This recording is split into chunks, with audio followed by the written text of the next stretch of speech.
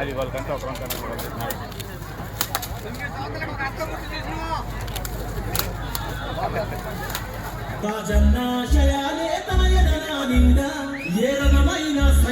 చేస్తుంది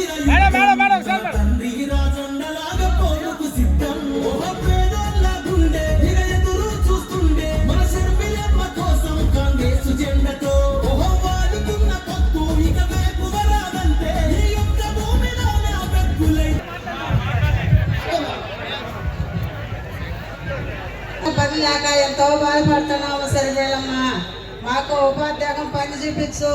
మేము సంవత్సరం నుంచి ఇంటికానే ఉండము. ఉపాధ్యాయం పని చూపిస్తుంది. మేము దానికోసమే బాధపడతా ఉన్నాము.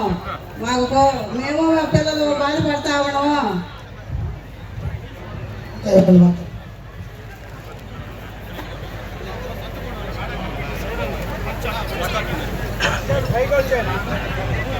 నిలిపేస్తున్నారమ్మా.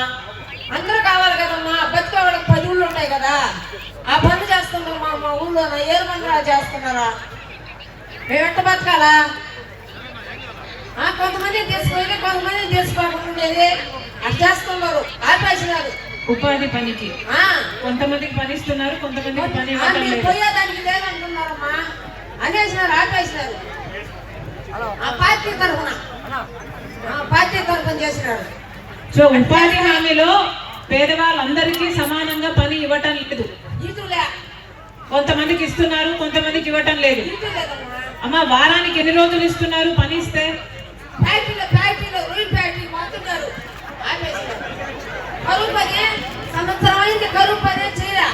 సంవత్సరం నుంచి కరువు పని లేదు. ఒక ఫ్యాక్టరీకే ఇస్తున్నారమ్మా. ఒక ఫ్యాక్టరీకే ఇస్తున్నారు. ఒక్క రోజు పోయినారు, రెండో రోజు మీరు పోయేదానికి లేదు అని ఆపేశారమ్మా. ఒక పండుగ. వ్యవసాయం చేసుకునే వాళ్ళ జీవితాలు కలకలలాడాయి. ఆ రోజులు ఎటుపోయాయి. రాజశేఖర రెడ్డి గారు ముఖ్యమంత్రిగా ఉంటే పేదవాడు అన్నవాడికి జబ్బు వస్తే అప్పుల పాలైపోతున్నాడు అని రాజశేఖర రెడ్డి గారు ఆరోగ్యశ్రీ పథకాన్ని తెస్తే ఎంతమందికి జీవం పోసింది ఆరోగ్యశ్రీ, ఎంతమందికి ప్రాణం పోసింది ఆరోగ్యశ్రీ. 108 కుయ్ కుయ్ కుయ్ కుయ్ అని ఫోన్ చేసిన 20 నిమిషాలకు వచ్చేది 108. Fee reimbursement. ఎంతమంది బిడ్డలు, లక్షల మంది బిడ్డలు, పీజీలు, డాక్టర్లు, ఇంజనీర్లు డబ్బు పెట్టకుండా చదువుకున్న రోజు.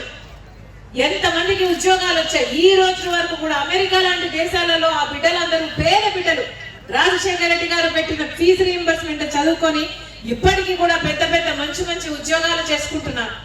పావలా వడ్డీకే రుణాలు. ఇలా 1 కాదు 2 కాదు ఎన్నో అద్భుతమైన పథకాలు, అది కూడా అద్భుతంగా అమలు చేశాడు. పేదవాడికి ఆ పథకాలన్నీ అందేటట్టు చూసిన నాయకుడు రాజశేఖర రెడ్డి గారు. మన బిడ్డలు ఎలా కట్టుకోవాలి, భావి తరాలు, భవిష్యత్ తరాలు ఎలా కట్టుకోవాలి? అందుకే చెప్తున్నాం, వీటన్నిటి మీద పోరాటం చేయడానికి మేము సిద్ధంగా ఉన్నట్టే మీరు కూడా సిద్ధపడాలి. మార్పు రావాలి. అప్పుడే మన రాష్ట్రం బాగుపడుతుంది. అప్పుడే రాజశేఖర రెడ్డి గారు తెచ్చిన సువర్ణ పరిపాలన మళ్ళీ రావాలి అంటే కాంగ్రెస్ పార్టీ అధికారంలోకి రావాలి. రాజశేఖర రెడ్డి గారు కాంగ్రెస్ పార్టీ నాయకుడు.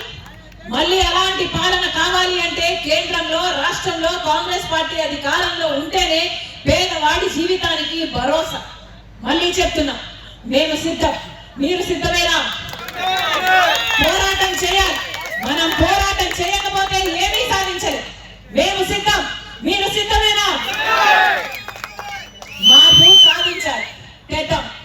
ఎడ్యుకేషన్ సంబంధించి అన్ని కూడా 60-40 రేషియోకి తీసుకొచ్చి ఉపాధి హామీ పథకం కూడా రాష్ట్ర ప్రభుత్వం 40% నిధులు ఇస్తే తర్వాత వాళ్ళు 60%, వీళ్ళు 40% ఇచ్చేది లేదు, వాళ్ళు ఇచ్చేది లేదు.